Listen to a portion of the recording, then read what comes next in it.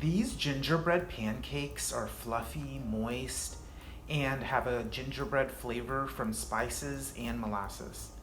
And like most pancake recipes, they are pretty straightforward.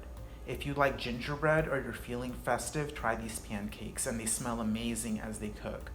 Mix all of your dry ingredients: 1 cup flour, 1 tablespoon brown sugar, 1 teaspoon cinnamon, 3/4 of a teaspoon of baking powder, an eighth teaspoon of baking soda, 1 teaspoon ginger powder, and I added some nutmeg and clove, and allspice is a good option too.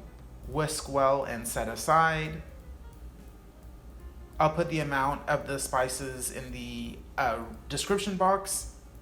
Now in a bowl, combine the wet ingredients: 3/4 of a cup of whole milk, 1 egg,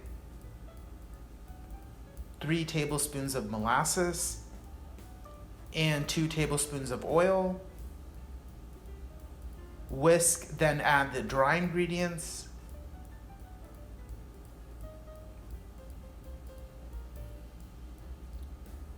Then mix briefly.